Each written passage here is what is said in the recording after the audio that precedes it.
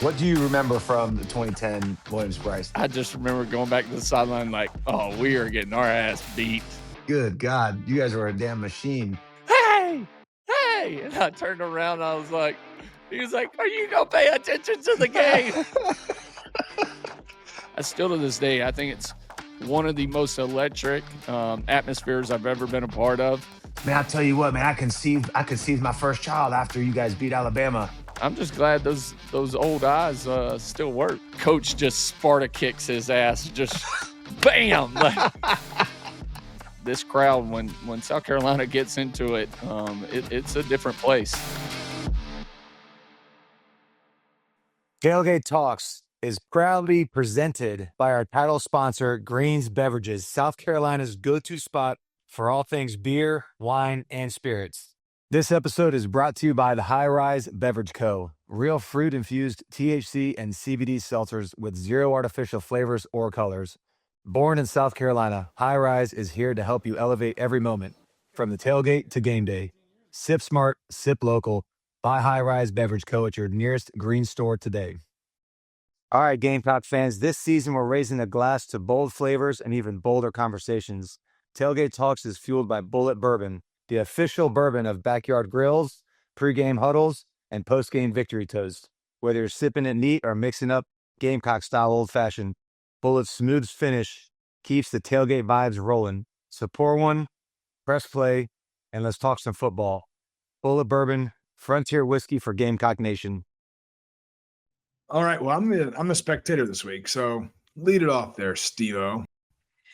All right, tailgaters, we had a pretty special, interesting guest. Very interesting, pretty highly decorated guy.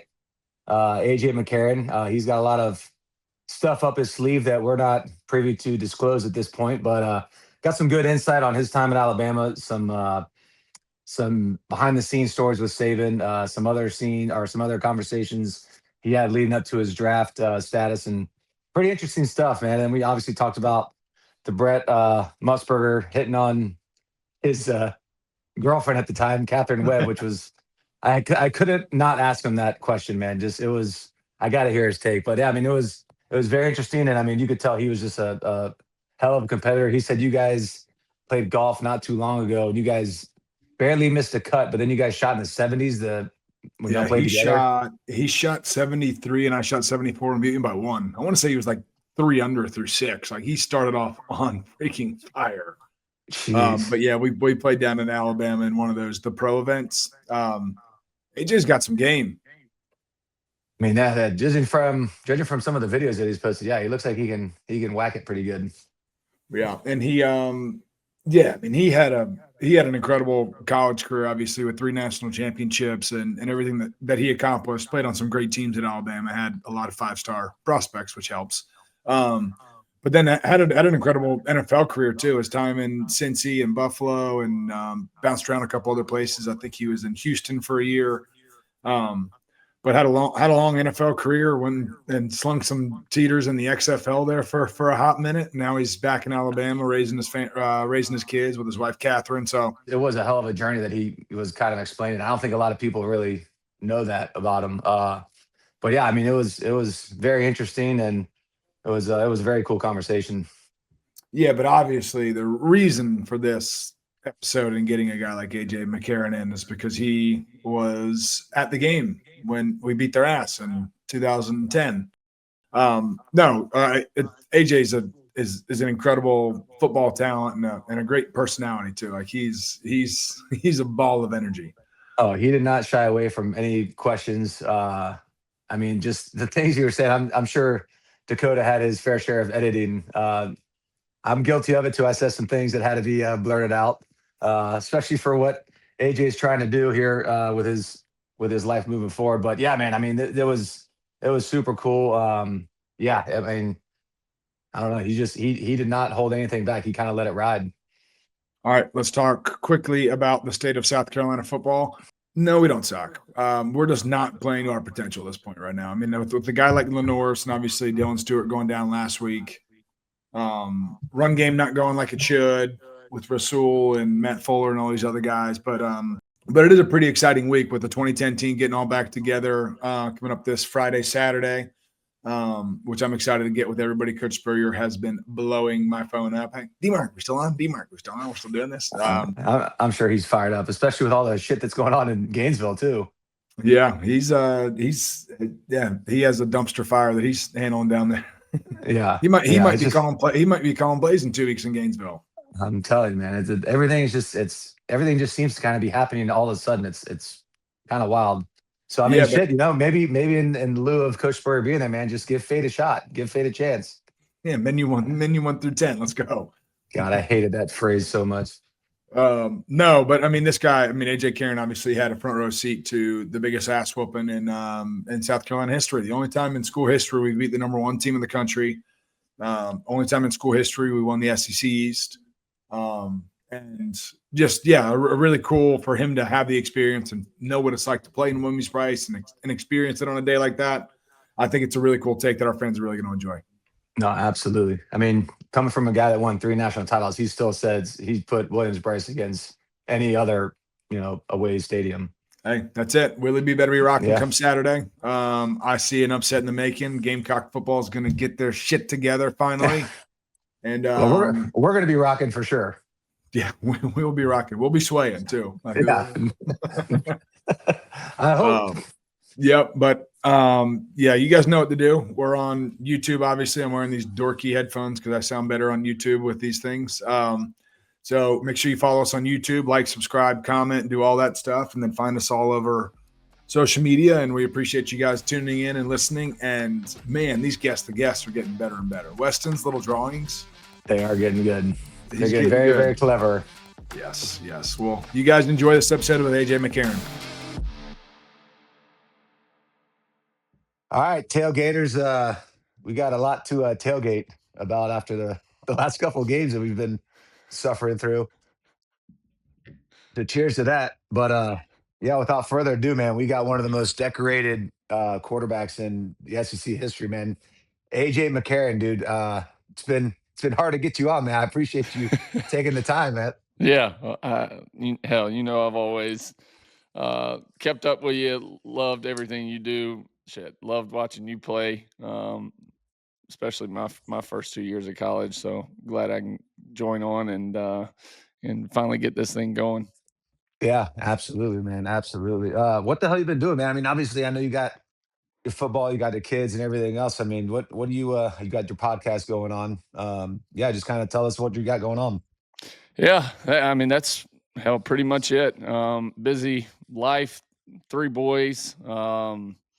I get to coach them and everything they do. So I mean, they're in a day during the week we don't have some sort of practice. We usually have basketball practice now. I mean, we just got done with flag football season. So I always make my middle son, he's 6, but I make him play up and everything with my 9-year-old. So my oldest, and then the baby's still too young, but he's 4. But yeah, we have either football, but now basketball on Monday and Tuesday. We got baseball practice on Wednesday. Back to basketball or football on Thursday and Friday. We have both on Friday, and then for the next 3 weekends, we don't play a lot of fall baseball tournaments, but we'll have 2 baseball games on Saturday and also basketball games. So I get to coach them and everything. Yeah, we're busy. They love it. I love it. It's fun. Just busy being a dad. That's about it. That's awesome, man. That is freaking awesome. Did you play multiple sports growing up?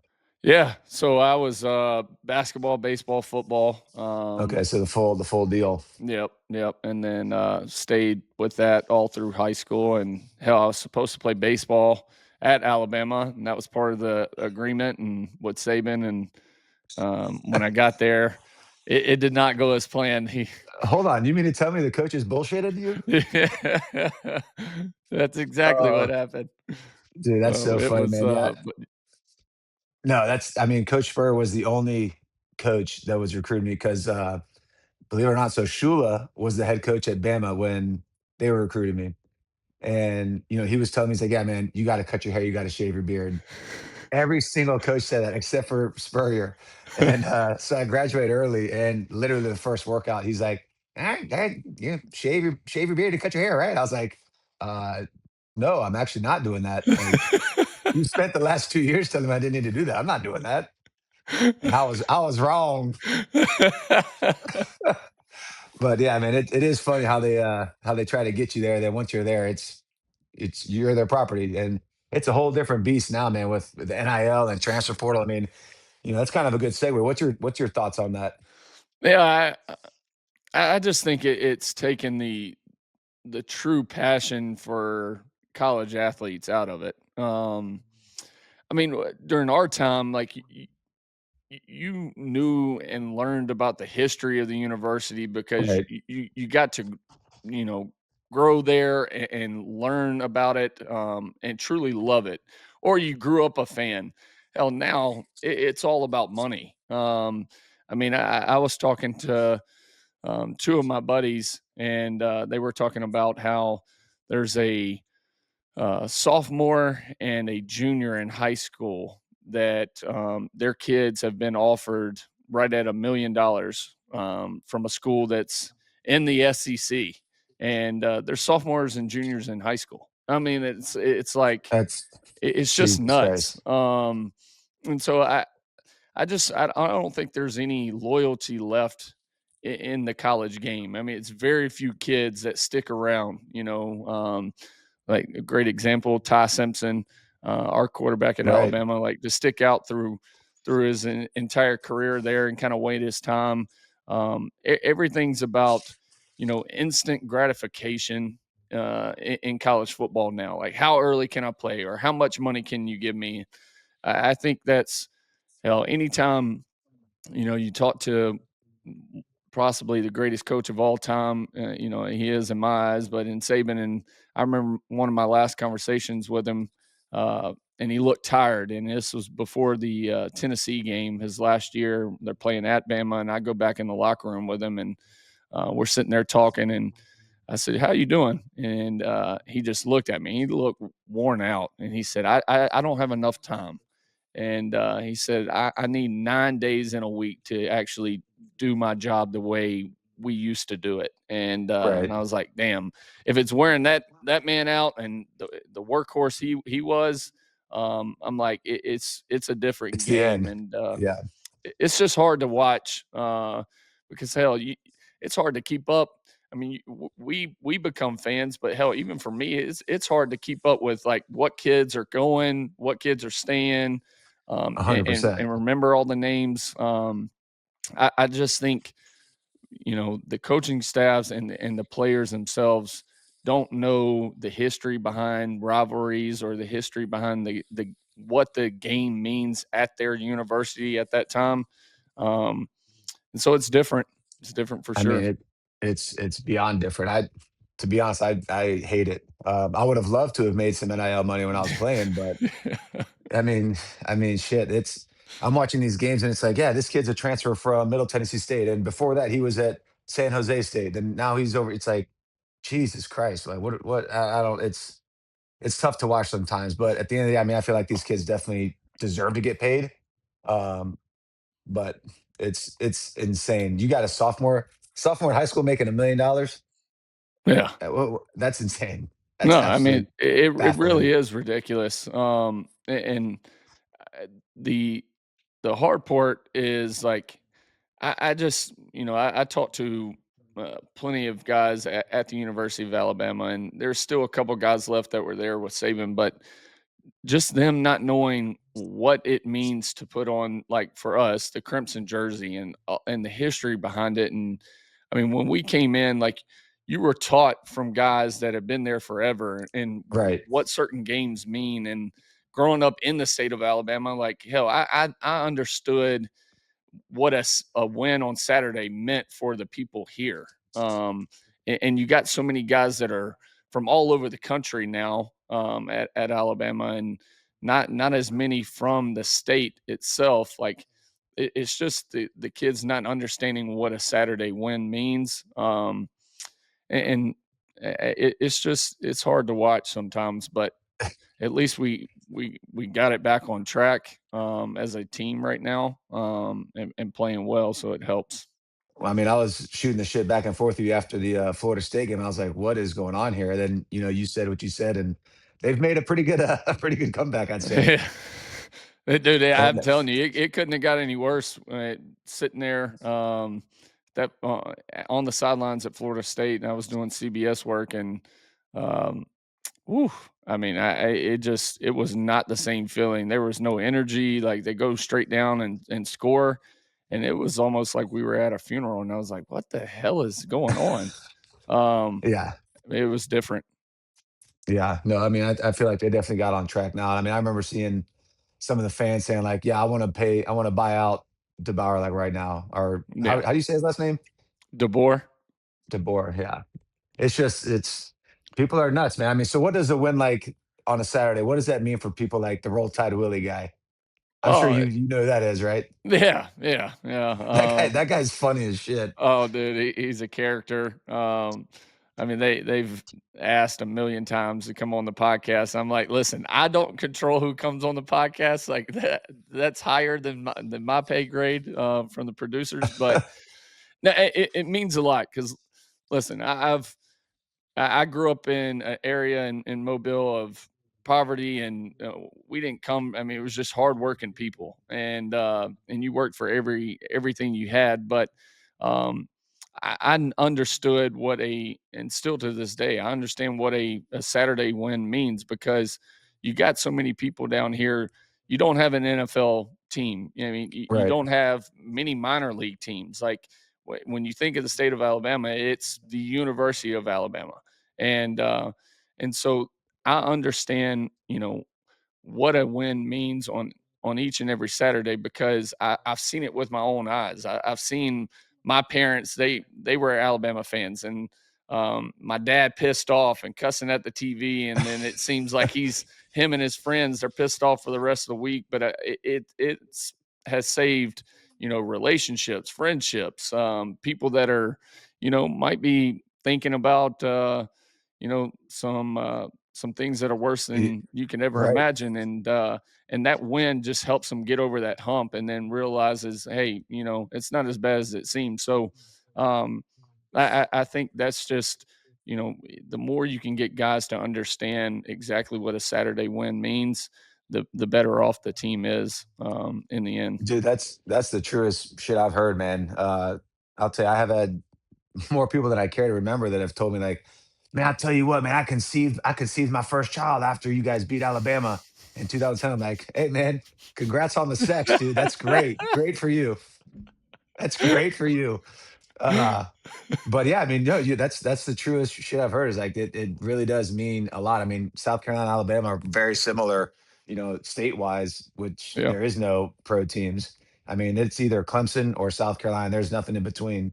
So I mean, I remember seeing it, and that's why I think a lot of these fans are pissed off right now with the state of the South Carolina program. Just like, what are we doing? We were so good last year. We were on the cusp of making the playoffs. So now it's like we want everybody gone. We want a clean house. This is bullshit. I'm spending my hard earned money to watch this. It's just it's not what I signed up for, and it's frustrating. I feel like with NIL, guys don't really. I don't want to say they don't care, because I feel like they do care, but they don't care as much. Like you're still getting in your G wagon and Yep. going home to your penthouse. Like you're Yep. still getting $1 million a year. Like I don't think you really give much of a shit as much as you were if you were just playing for the tradition and that jersey on your shoulder pads. 100%. And that's my biggest issue with the whole NIL because it's not true NIL. It's just, hey, whoever can get paid the Right. most and whoever's paying the most at that time. Um, to where if anything, and there, a lot of people say, well, it's like it is like the NFL. It's NFL 2.0, but there's a difference with the NFL, and why I say the NFL is more strict when it comes to this pay deal, pay to play, because if you're getting paid in the NFL and you're not producing, you're either getting cut or they will sit you. Um, Right. I mean, unless you're $100 million guy, but at that point, like you're still making enough plays to where it's like, all right, we'll deal with them. in college, you're paying guys out of high school millions of dollars, and you don't even know if they can perform. Right. And so nothing's incentive based. I think college needs to be all incentive based if they are going to get paid. Now, on the NIL side, listen, if they can make money off their name from jersey sales or doing car commercials or getting sponsorships, then that's fine. That's true NIL. But when it comes to making a salary while you're playing on the field from the university, what is making them go out and want to win or fight through an injury to keep playing? Because they already know that the paycheck's coming in. There's nothing that's keeping them from not making that money. And with it not being incentive based, hell, they understand they're, no matter how they play, whether it's, shitty on a Saturday or really good, they're still going to be in the starting lineup the next week. 100%. So there's no incentive behind it for them to go out and give everything for their team, for the university, for the fans that spend their hard-earned money to go watch them each and every Saturday. Yeah, no, you're 100% right. I think a lot of people would agree with you on that. Yeah. Maybe not the current players, but I think the former players would agree with you on that. We talk a lot about defining moments when it comes to football. One choice can change the entire outcome of a game or season. Moments that seem small often make a substantial impact in the long run, and that is true in all facets of life. Like whom you choose to bank with? Picking the right bank can make a huge difference in finding success. That's why you need to elevate your financial game with Founders Federal Credit Union. Their rates are always competitive, and they've got trusted financial tools that help keep your financial goals on track. Don't forget their service to their membership and community is unrivaled. Get in the game today. Swing by a Founders office near you or visit foundersfcu.com to apply for membership. Founders is federally insured by the NCUA. Membership qualification is required. Looking for the perfect spot to unwind? Steelhand Brewing in Casey has you covered. Whether you're craving a refreshing craft beer or just a great time with friends and family, Steelhands has it all. With a variety of craft beers, spacious outdoor beer gardens, and a delicious food menu, there's something for everyone. Plus, join them for free live music every Thursday through Sunday. Visit steelhandsbrewing.com to see their lineup of upcoming events or host your own. Handforce and Casey and voted best local brewery again this year. Go visit steelhandsbrewing.com. Hey Gamecocks, at Granger Rowings, style starts with you. From custom fits to emerging brands, they offer a curated selection of women's and men's clothing for work, weekends, and every moment in between. Their stylists take the time to understand your lifestyle, then help you build a wardrobe that fits your needs and feels like you. Shop in store, downtown on Main Street and Trenton Plaza, or book a fitting online at grangerowings.com. Granger Owings, where personal style meets personal service. I wanted to ask you this. I'm sure you've gotten asked this plenty of times. Have you ever had any contact with what the hell was his name? Brent Musburger? Shortly after the national championship game, I That did. is still one of the funniest things. Oh, Like yeah. the creepiest things I've ever seen in my life. Well, But he was like that, man. at the same time, listen, I'm like, shit, I give him props because, I mean, he's an older guy and his eyes worked. Like, I mean, hell, I mean, if anything, hell, it helped during my time because, Catherine would come in town and stay with me, but she got to make some money off of it. And shit, I didn't have to pay for every dinner or everything. I was like, I finally get to, have a dinner paid for me. But no, I mean, listen, that was still to this day, because when I first came into the locker room after, I'm like, all right, we're celebrating. We got cigars, you got drinks in the locker room, like everybody's having fun. And then the reporters come in, and when they first mentioned it, they said my mom. Like, oh, your mom blew up and she gained 300,000 followers on Twitter. And I was like, my mom? I'm like, what the hell did my mom do during the game? But then it come to find out, like, it was actually Catherine. And, but yeah, I had a conversation with him probably the next year, him and Herbstreit. And it was always, I mean, listen, we laughed about it. I didn't really care. I know he had to come out with an apology and all that bullshit, but I mean, hell, I always joke with him. I said, well, I'm just glad those old eyes still work, Brent. So it was all good to me. It's part of it. Man, that is awesome. You got a good attitude, but I think you're 100% right. I mean, how else are you supposed to take it? You're gonna scream at an old man for calling your girlfriend Right, attractive? Like, right, come on, man. yeah. That's I never. had no issue with it, so it was all good. Oh man, what I mean, which one? What would you say is your favorite year of winning the title?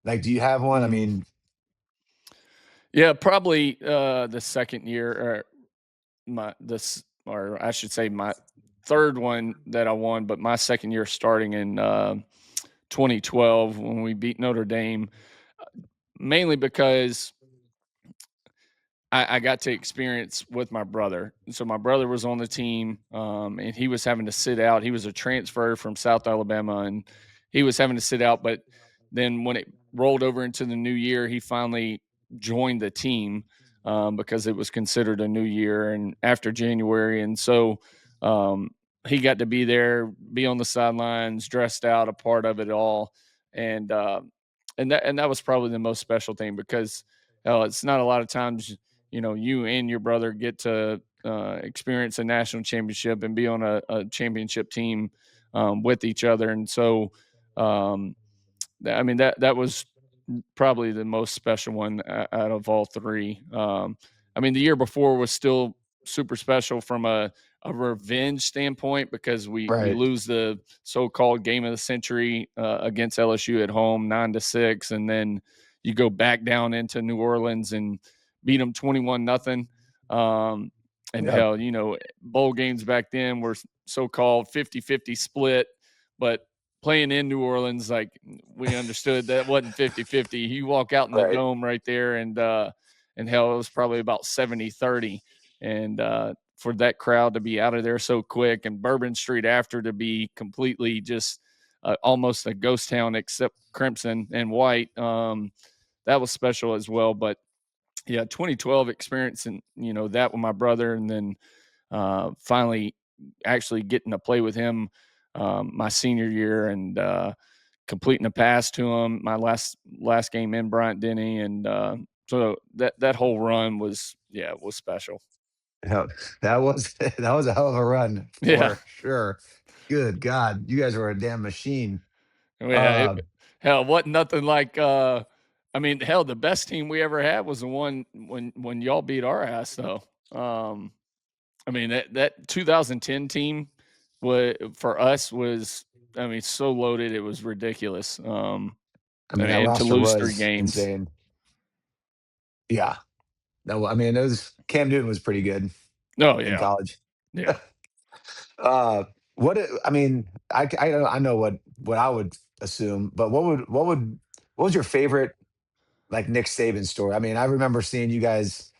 I forgot what was that LSU that you guys were shit talking to each other. Oh yeah, I dude. mean, I remember watching. I was like, oh man, this guy. I like this guy. Dude, I used to. I mean, me and him were so close. See, people don't realize, like, and everybody thinks of when he was like getting on my ass when I was redshirt freshman. We're playing Mississippi State, and he's screaming at me because I didn't throw the over route and I threw a post to Julio, um, and then he ends up like slapping me on the ass and pissed off. Well, me and him were so close from the time I was getting recruited and became almost like father son. I spent every Sunday with him. It was me and him in his office. We went in there early in 7 a.m. in the morning.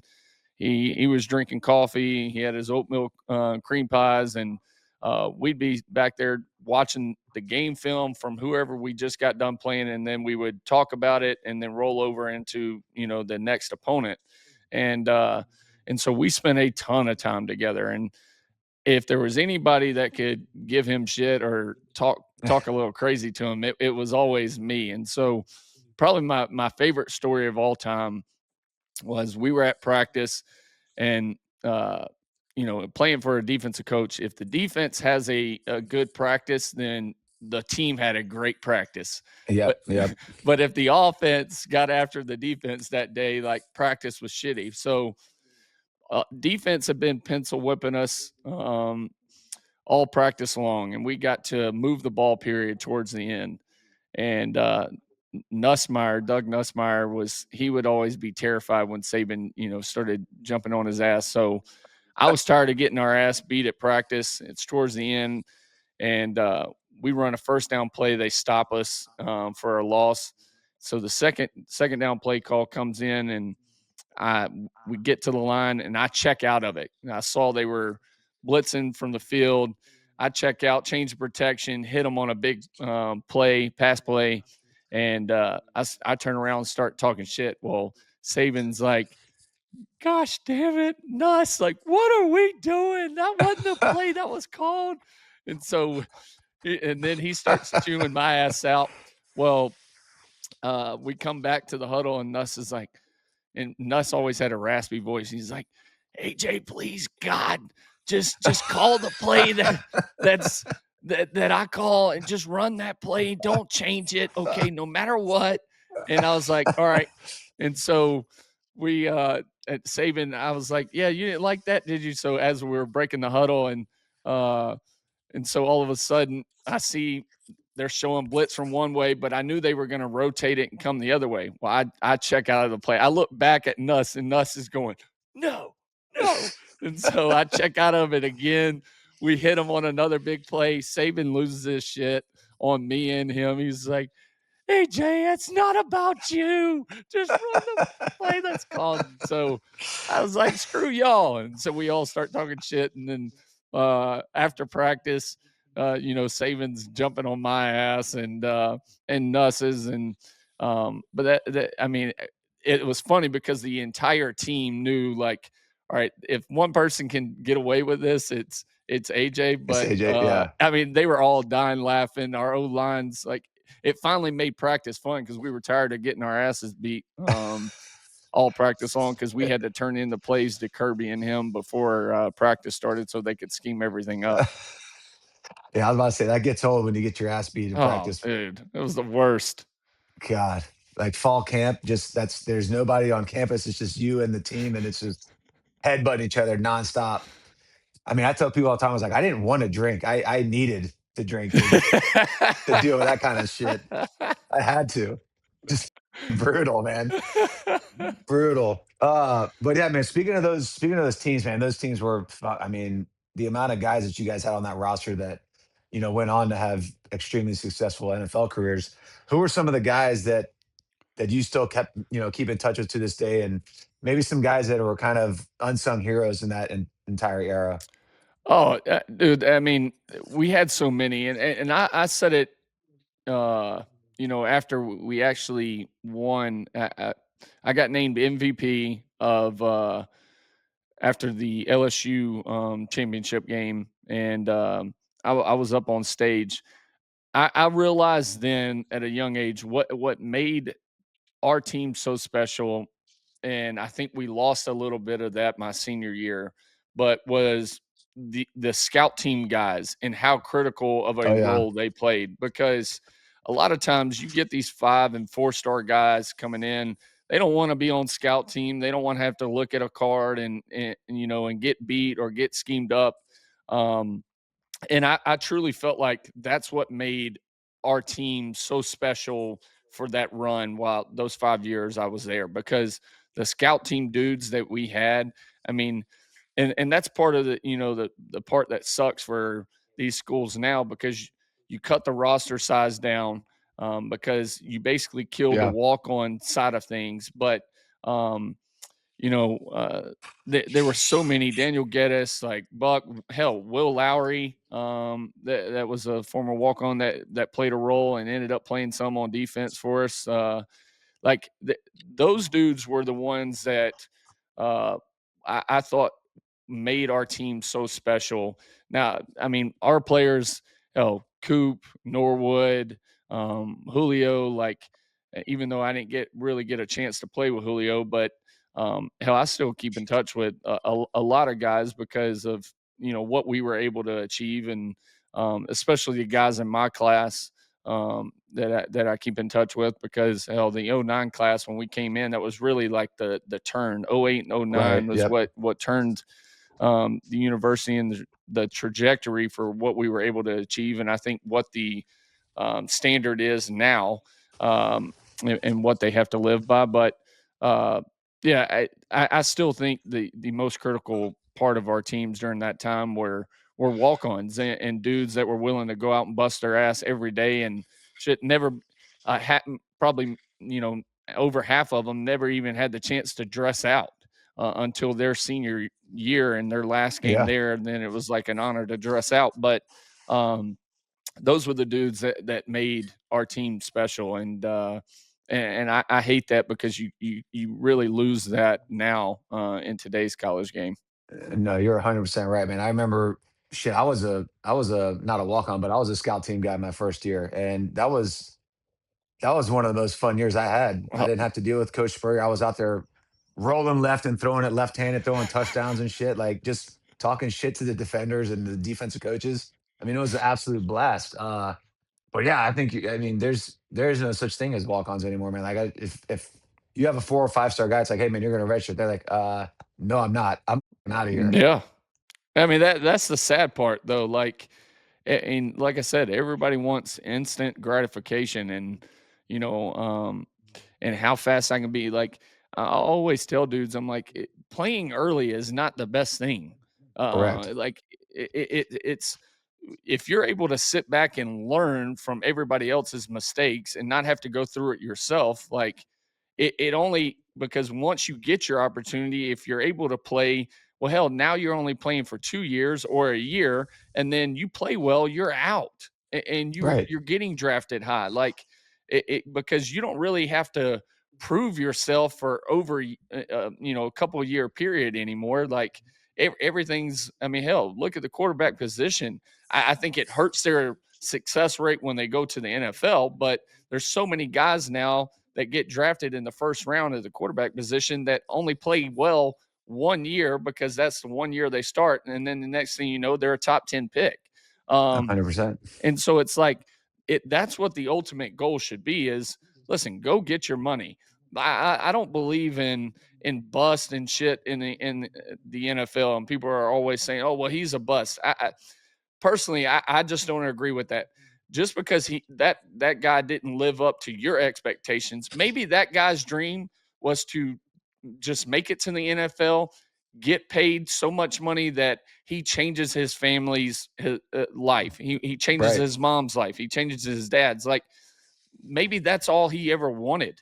Um, and then you got guys that want to change, or want to go into the NFL and play as long as possible and make as much money, but and create generational wealth. But at the same time, like, that doesn't make them a bust because you had an expectation for them to achieve a certain amount and they didn't live up to it. It's just, maybe that was their goal. And I think that's an issue we run into, because I mean, even, talking to people, and I've known the Mannings for a long time, and hell, you went down to the Manning camp, didn't you?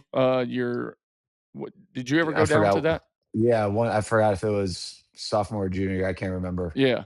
But I mean, with Arch, like, I've had so many conversations. It's like, listen, uh, do I think Arch is a bad player? Like everybody's trying to say now, like, no, I don't think he was ready to step into, this role. But the media hype and pressure they Oh had on yeah, this kid, he could never live up to it. I mean, 100%.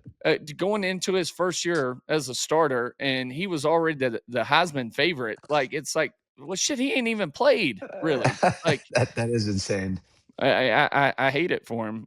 But yeah, But I mean, he seems like he's got a hell of a head on his shoulders. yeah, He's, yeah, he's got some pretty good mentors to kind of walk him through that kind of deal. 100%. But yeah, man. Well, yeah. I kind of wanted to get your opinion on, what do you remember from the 2010 Williams-Brice? Like, just what do you recall from that day? Oh, dude. So we actually talked about it on.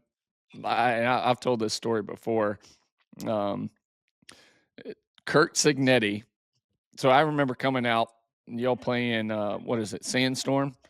Yep. And so that place, I mean, it's day game. It was hot. Oh yeah, I remember you telling me the story. And Yeah. so, dude, so I'll tell all your fans, but so it was such a different atmosphere at South Carolina for me than, I mean, especially Alabama. Like Alabama, everybody, you know, the girls are in dresses, the guys are in suit and tie and stuff. Like it's just a different atmosphere. You go to South Carolina, it's like dudes are shirtless or everybody's in athletic gear, and the girls are in, you know, sports bras and Daisy Dukes and stuff. And I remember at one point, and hell, I was a redshirt freshman, and I was a signal caller on the sidelines. It was me and Signetti because I was the backup.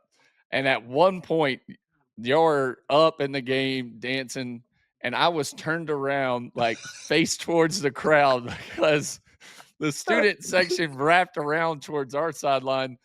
And listen, there was some good-looking girls over there, and I was just amazed by like how awesome this crowd was. And then I was literally just staring, and Kirk Signetti grabbed me by the shoulder pads, and he was like, "Hey, hey!" And I turned around, and I was like, "He was like, are you gonna pay attention to the game?" I Oh was shit, just that is such a great story. dude, that atmosphere, I told him, like, I still to this day, I think it's one of the most electric atmospheres I've ever been a part of. It was so loud. I mean, hell, y'all were hitting on all cylinders. I remember you just making plays, running around, doing what you did, throwing it up to Alshon, like, and then what, Marcus, was he a true freshman that year? I think Was so, yeah. I think Lattimore was a true freshman that year. I'm pretty sure, Um, yeah. and but dude, I mean, it didn't matter what we did. I mean, we just could not stop you and Alshon, and I mean, it was just ridiculous. And hell, I remember towards the end, or one point, we called a fake field goal, and I mean, hell, when we lined up, I'm like, well, this ain't the look. Even down, I'm at the holder position, and I'm like, this ain't the look we thought they were gonna play. And y'all were almost like in a safe field goal defense, and I was like, oh, this ain't gonna be good. And I remember throwing in the flat, and I think he gets hit and drops it or something, and I just remember going back to the sideline like, oh, we are getting our ass beat. I mean, yeah, It was not good. that was a fun day for sure. I mean, those fans, it was as loud as I've ever heard. I know people say, I guess the following year against Georgia at night, they said that's the loudest they've ever heard Williams-Brice, but a lot of people still say that 2010 3:30 kickoff against y'all was pretty loud. It was a pretty loud night that night as well. Dude, another great part of the thing, I can't remember what coach it was, but so our buses are parked outside of the stadium, and we're all in the line. This is after the game. We just get our ass beat by y'all, and I'm sitting on the bus, and y'all's fans were coming by. I mean, just talking mad shit. Well, all of a sudden, this drunk fraternity dude comes onto the bus, and he starts just talking crazy. And before, I mean, he probably says 3 words, and before he can say the 4th word, a coach just Sparta kicks his ass, just bam, like, right into the dashboard. The dude falls out, and I was like, damn, it's getting wild. Like, we got to hurry up and get out of here. But Oh my god, that that's crowd was, unbelievable. oh, dude, I'm telling you, I still to this day, I was sitting on the right side. All of a sudden, I see this dude. I'm like, and I mean, he's just talking. And the next thing you know, coach gets up, Sparta kicks him right in the chest. And I was like, oh, shit. That had to be funny as hell to see, Oh, man. dude, it was great. Tailgate Talks is powered by Lanier and Burroughs, South Carolina's premier accident attorneys. If you've been in a truck wreck, car crash, slip and fall, or suffered injury on the job, these guys have the experience to fight for the compensation you deserve. Founding partner Louis Lanier has been battling for South Carolina since 1974, and Shane Burrows brings over 15 years of top-rated trial experience. Best part? They're Gamecocks, and they offer a free initial consultation and will come to you. Give them a call at 803-268-9800 or visit landblawfirm.com. Lanier and Burrows, fierce advocates, local roots, proven results.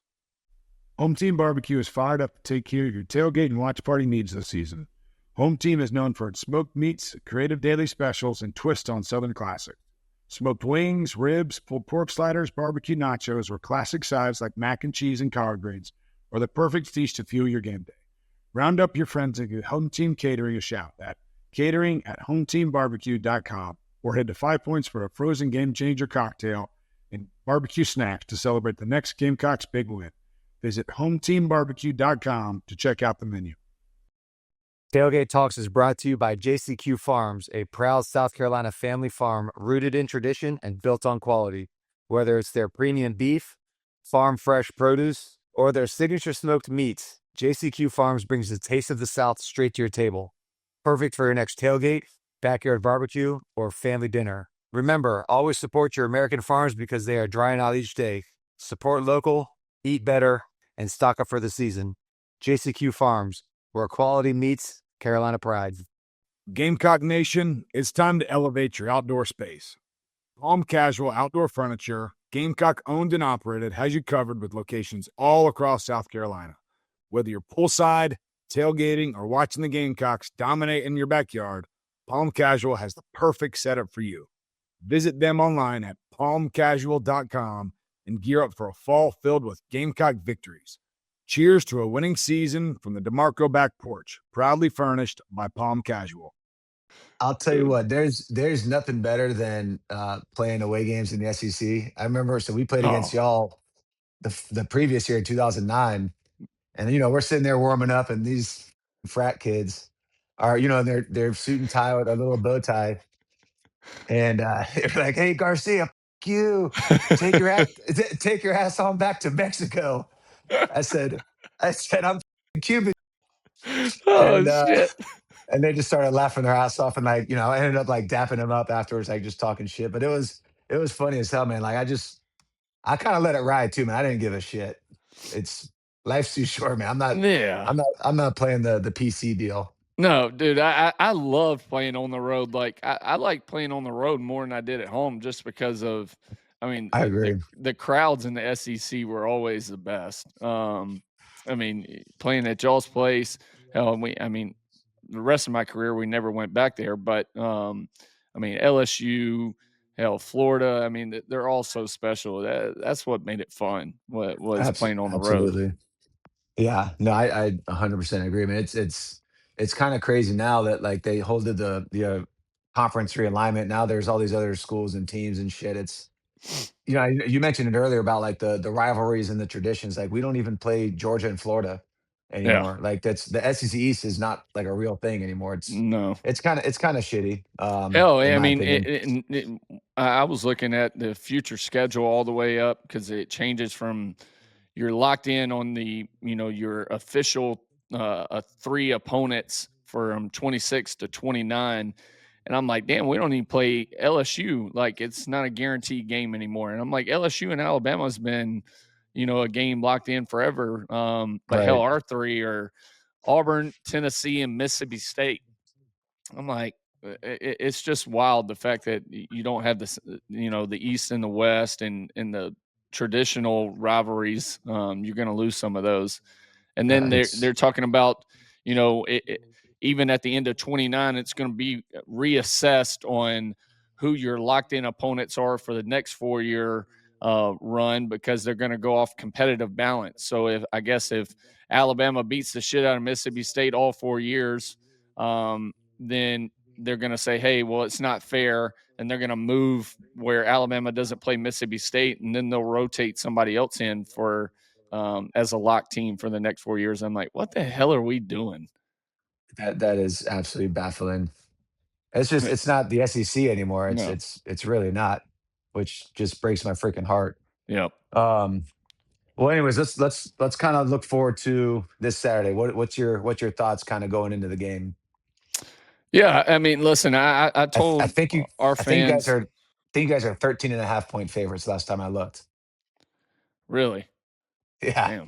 Damn. I told our fans yesterday, though. I said, listen, I don't think this is a team, a South Carolina team, you can still play around with. I think this is a trap game.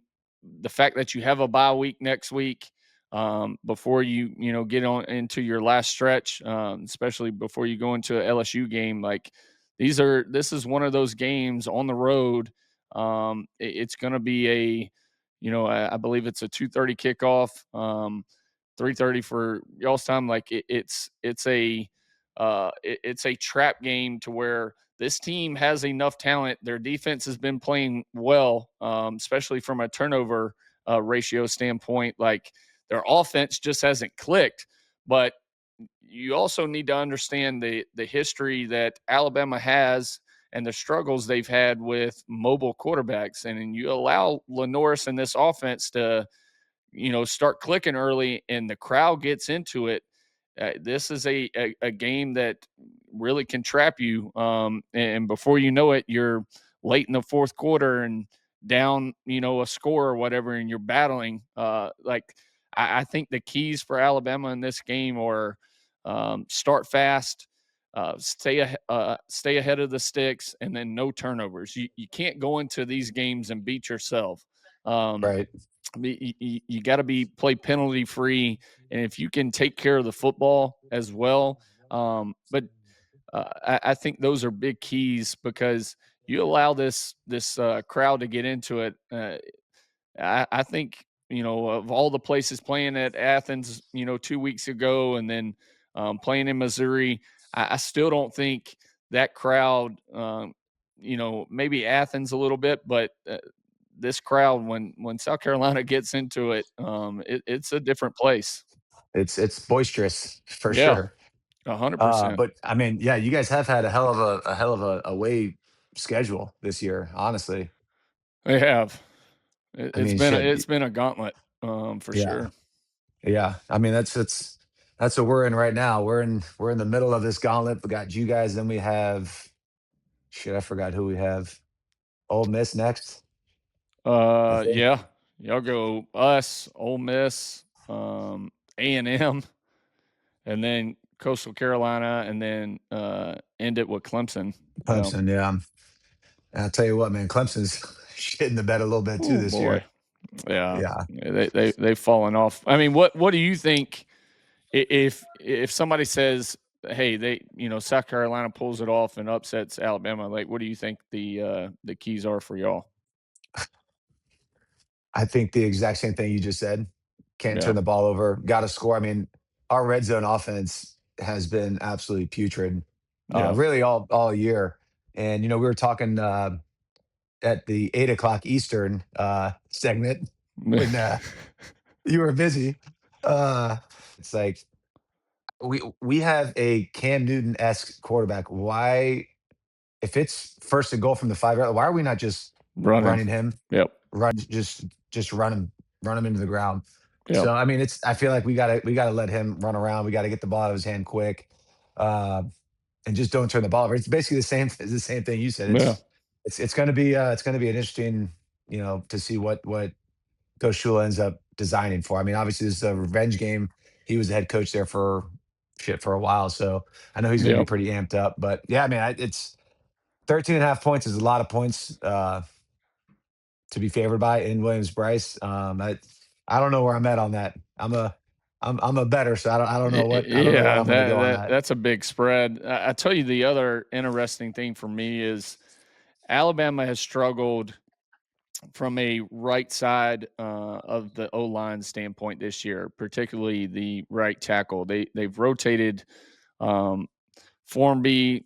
He's a big white tackle. He plays high, on his toes, not very good with his hands. He played at right tackle spot the first two games. Then they finally moved him to right guard, and it's been a carousel. They've been starting the true freshman Michael Carroll at right tackle, who's a much better player.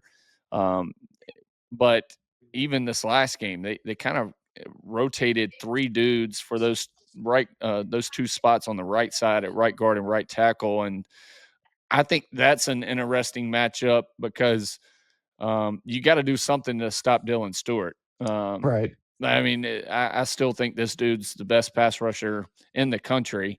And if they don't help with the tight ends and chip a bunch, and that's the biggest thing for me. That's why stay ahead of the sticks was my second key of the game, because if you're playing behind the sticks and you're in third and just say long, medium, or third and long, and you're allowing y'all's dudes, especially him, to pin his ears back and just go. That I don't think that's a recipe for success that Alabama wants. Do I think their receivers can get open? Yes, but not having the time for Ty, and he's been great about extending plays and being He able to get has. out He of some has. stuff. But I also think he presses some to where he doesn't always just take the check down. He's trying to extend so much to where he ends up taking some bad sacks or whatever. But and then the other thing, mention this because I think this could play a key in it, is we've had some issues with the play clock, running everything down low in the play clock. I mean, every game, hell, you look back at the Georgia game, we burned all 3 timeouts on offense in the first half because play clock is down to 1 second and we don't even realize it. So we do so much with Ty checking at the line or getting up and then letting Grubb try to see it and then get the play in late, to where I've been telling our fans, like, hey, this play clock issue is a concern for me, because, I mean, hell, it happened this last game and we were at home, but we have so many plays that roll down to, 2-1, and we're snapping it as it's on 0, to where you play in at South Carolina on the road, like, that place is gonna be loud, and I Right. don't think you want those play clock issues to roll up and hit you this weekend either. Because it'll only get louder. Oh yeah, It'll only get louder. But yeah, I think just kind of keeping the game within reach is going to be a huge issue. If Bama gets out there early, gets on our ass early, yep, these fans are going to chalk it up and just, I mean, for all intents and purposes, probably just haul ass out of out of the yeah, stadium. So I think just keeping us in the game for as long as possible, and as Coach Spurrier would say, just give fate a chance. yep. I hated when he said that. I absolutely hated it. It's like, dude, do you just not have any confidence whatsoever in us, like at all? He's like, oh shit, just give fate a chance. Let's see what happens. Appreciate it, man. Appreciate it. God dang. Oh, dude. And the He best was Spurrier story that I have, so he hardly ever came down. I mean, at my high school, we had uh, my junior year, and they were seniors. So you had myself, you had Mark Barron, you had Ivan Matchett, you had Destin Hood, and you had Lewis Watson. All dudes that signed with, well, all 4 of us signed at Alabama, and then Lewis signed to Mississippi State. So you had 5 SEC guys on our team, and but Coach Spurrier would come down every once in a while. And the best was when he would shake hands and he had his personal assistant behind him. And so he'd like reach out, like shake your hand real light. And then he would put his hand behind his back and they'd squirt hand sanitizer. 100%. That was him. He was a big knuckles guy. Hey, Yeah. shit, man. Yeah. Hit the knuckles and then wipe his knuckles. God. But I just remember that day, like meeting him for the first time, and all of us were shaking his hand, and then all of a sudden I just see him stick his hand back behind, and the personal assistant was like, squirt, squirt. That is absolutely hilarious, but that's not shocking whatsoever. He's one of a kind, man. He was absolutely one of a kind. It's sucks because I didn't realize that at the time. I was just like, God, this guy just he won't get off my back. Like, just leave me the f- alone. Yeah. It was about the hair, it was about the beard, it was about, I would wear like, a t-shirt and like shorts to school or to class. He's like, nah, you gotta put a collar shirt on, you gotta put slacks on. I was like, dude, it's 9,000 degrees in this city. I'm not doing that. But it's like these little things that, I wish, and that's why I'm telling these quarterbacks now that I'm training. It's like it's the little things that just keep piling up. And shit, I'd still be playing if I would have just cut my hair, shaved my beard, and just dressed the freaking, dressed the part. And that's just not how I'm wired. 100%. I'm just, I, 100%. I mean, hell, I tell people all the time. One of the craziest draft stories is we had the Cardinals organization come down to Tuscaloosa, and so I go meet with a couple coaches, and a lot of their front office, their head coach at the time, GM, and all front office people were meeting with Jeff Allen, our head trainer. And Jeff after told me this, and he was like, dude, I just had some of the craziest questions. And they said, I said, what were the questions? He said, the first question they asked me is, why, as a white guy, you had so many tattoos? And I'm like, what? And they were like, yeah. And I was like, and he was like, he just likes tattoos. And they were like, well, is it like, is he, failing drug tests and it's something like, is he a big drug guy or does he holy party a shit. lot? Blah, blah, blah.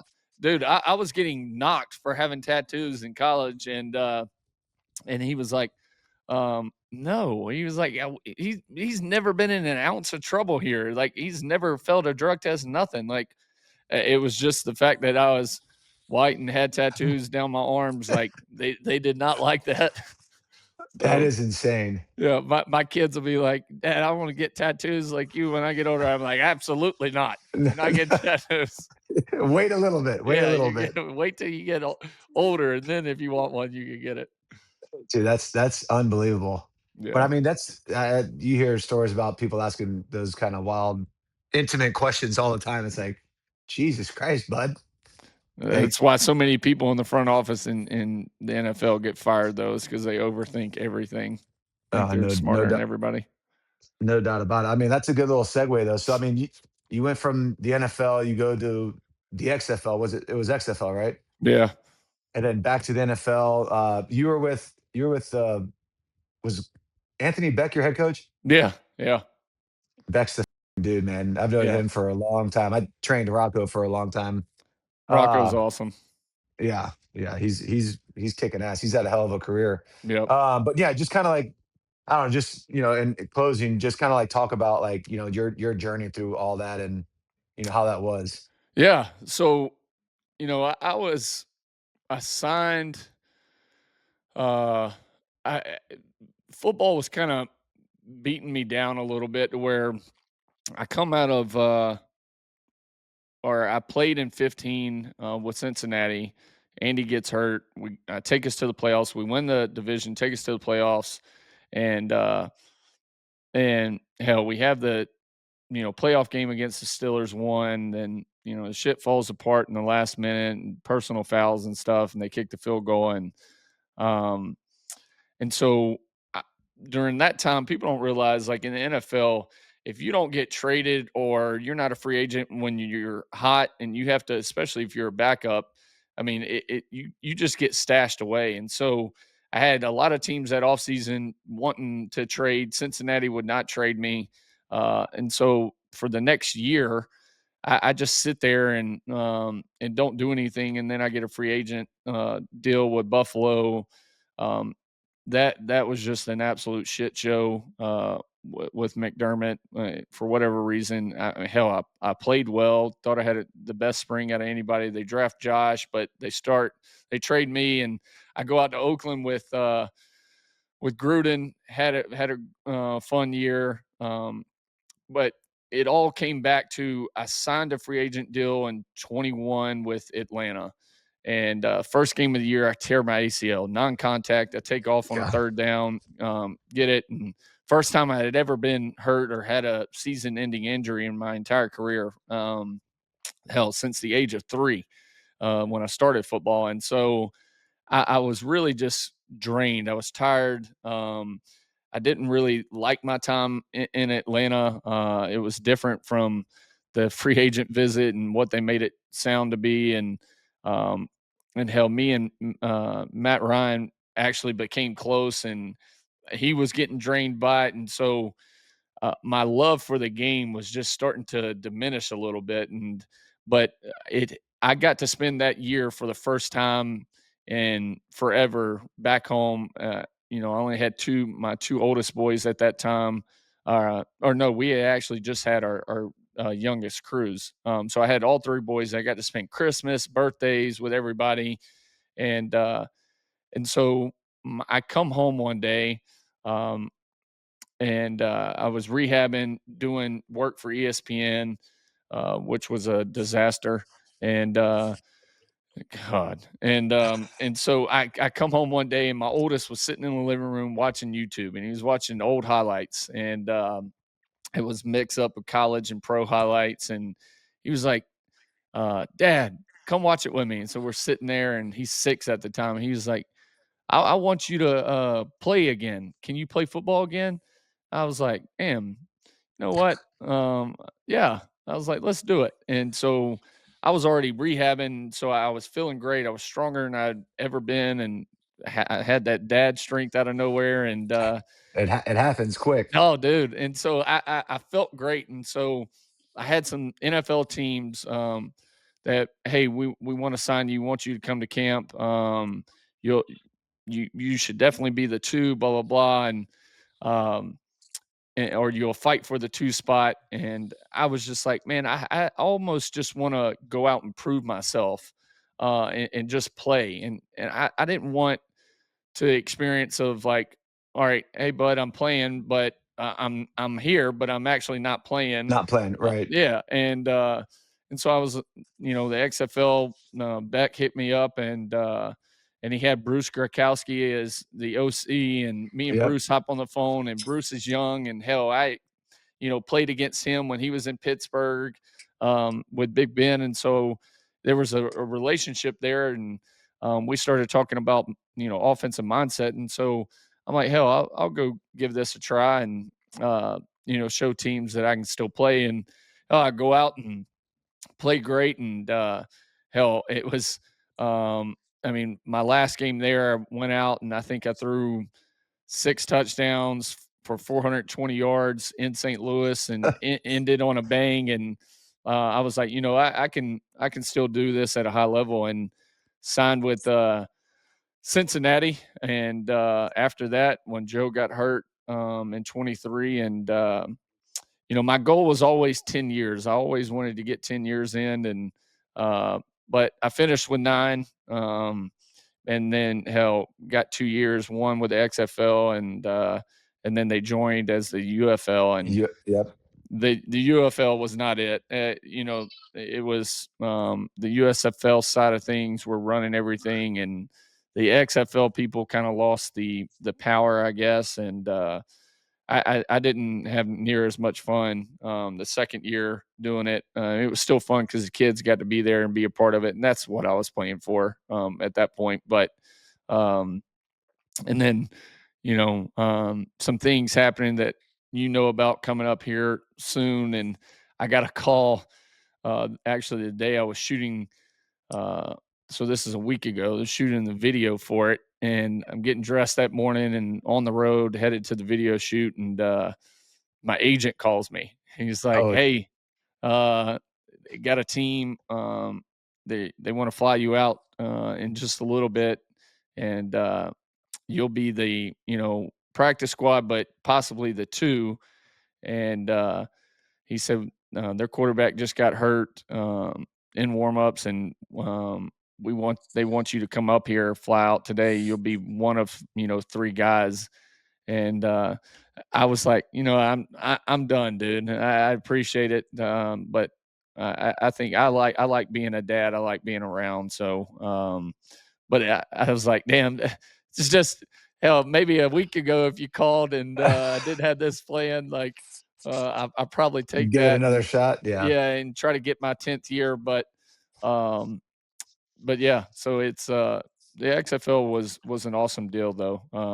In St. Louis, I tell you that place is awesome. They love. I mean, it's like South Carolina, it's like Alabama. Like they just love football. It Yeah. was a great place to be. No doubt. No doubt, man. Well, I'll tell you what, that's a hell of a story, dude. Hell of a Yeah, story. I think people are gonna love hearing from you, and love hearing like everything that you've kind of been through and all the other shit. And I know I'm excited about what the future holds. I'm pumped to see this this announcement soon. Yep. Well, Uh, is I'll it- have to come back on. We'll come back on after it gets announced and everything calms down a little bit. We'll do it again. Beautiful. Sounds good, man. I appreciate you, dude, and we will definitely be in touch. And go Gamecocks.